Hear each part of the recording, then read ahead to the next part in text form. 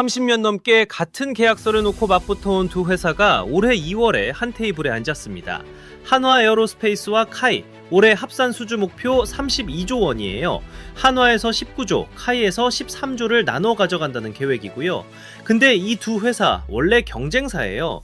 항공우주 분야에서 30년 넘게 수주전을 벌여왔거든요. 그런데 2026년 2월 5일 손재일 한화에어로 대표와 차재병 카이 대표가 직접 서명했습니다. 무슨 일이 있었던 걸까요? 이유는 글로벌 경쟁 때문입니다. 폴란드, 사우디, 인도 수주전에 로키드 마틴이나 보잉이 같이 들어와요. 한국 기업 혼자론 벅찬 구조거든요. 그래서 두 회사가 업무 협약, 그러니까 MOU를 맺고 전략위원회를 정례화했어요. 한 번 만나고 끝이 아니라 분기마다 임원이 모이는 체계를 만든 겁니다. 이런 분석이 매주 올라옵니다. 구독 눌러두시면 놓치지 않거든요. 제가 찾아봤는데요. 이번 협력이 3개 축으로 나뉩니다.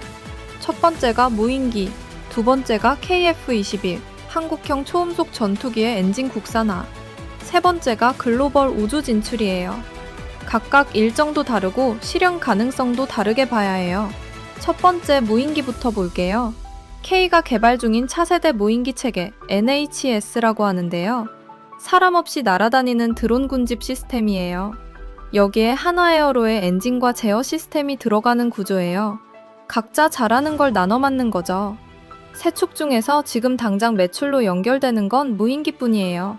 KF-21 엔진 국산화는 2030년 이후 이야기고 우주 공동 진출은 더 긴 타임라인이거든요. 각각 5년, 10년 이상 걸리는 얘기예요. 그래서 이번 영상은 무인기에 집중하고 나머지 두 축은 별도 편으로 깊게 파겠습니다. KF-21은요, 자동차로 치면 현대가 만드는 슈퍼카예요. 한국형 초음속 전투기인데 지금은 엔진을 GE에서 가져다 쓰고 있어요. 이걸 국산으로 바꾸는 게 두 회사 협력의 두 번째 축인데요. 방위사업청 공식 계획서가 나오는 시점에 바로 업데이트하겠습니다. 근데 숫자로 보면 이미 구조적 성장이 시작됐어요. 한화 에어로스페이스 올해 영업이익 전망이 3.8조 원입니다. 작년 대비 26% 높아요. 매출은 29.6조에서 31.4조 사이로 보고 있고요.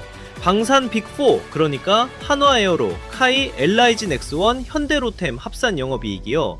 작년에 이미 5조를 넘었습니다. 올해는 6조대로 올라설 것이라는 전망이 나와요.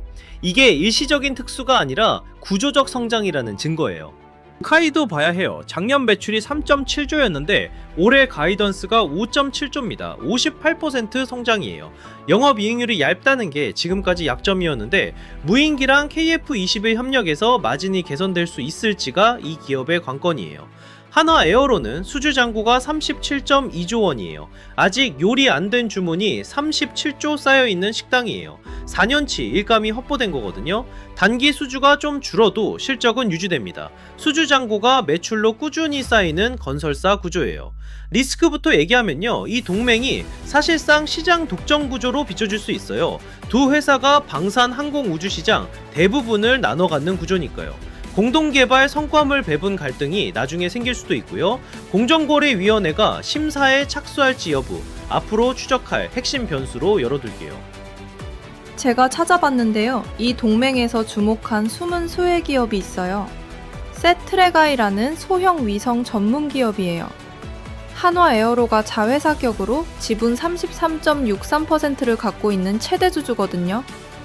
올해 2월에만 2,830억 원짜리 위성 계약을 땄고요.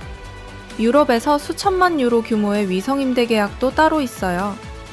매출의 90% 이상이 해외예요. 그러니까 한화에어로 KI 동맹의 우주 진출 파트너가 이미 정해져 있는 구조예요. 여기에 정부 예산도 흘러들어오고 있어요. 우주청 2026년 예산이 1.12조 원이에요. 작년보다 16.1% 늘었고요. 누리호 5차 발사도 준비 중인데 초소형 군집위성 5기를 올리는 거예요. 한화에어로가 시스템 통합 주계약자, 그러니까 체계 종합을 맡고 있습니다.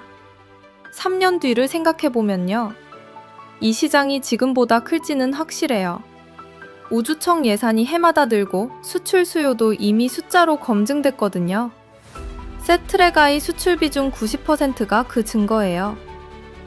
확인된 사실부터 정리할게요. 수주잔고 37.2조, 한화에어로 영업이익 전망 3.8조, 방산 빅4 합산 영업이익 6조대 전망, 세트레가이 수출 계약 2,830억, 이건 발표된 숫자입니다.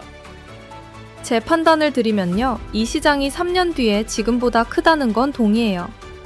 방산 예산이 늘고 우주청 예산이 늘고 수출 수요도 있으니까요. 한화에어로가 이 구조에서 이익을 가장 많이 가져간다는 것도 지금 숫자로는 맞아요. 다음에 확인할 지표가 두 가지 있어요. 첫째, KF-21 엔진 국산화가 실제로 얼마나 걸리는지, 방위사업청 계획서가 나오면 바로 업데이트하겠습니다. 둘째, 이 동맹이 규제 이슈 없이 유지될지 계속 추적하겠습니다. 세트레가이 수출 90%가 제 판단의 근거예요. 한화, 카이 동맹이 흔들려도 세트레가이 수준은 이미 계약된 숫자거든요. K우주의 숨은 원석이라고 표현하는 게 과장이 아닌 이유예요. 1년 후 이 시점을 되돌아보면 아마 K방산 구조전환의 첫 해였다는 평가가 나올 것 같아요. 다만 KF-21 엔진 국산화와 우주 공동 진출이 실제로 나오지 않으면 얘기는 달라질 수 있어요.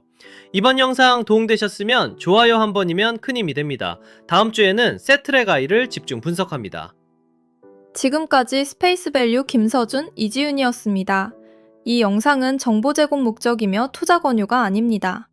투자 결정은 본인 판단으로 하시고 손실 책임은 투자자 본인에게 있습니다.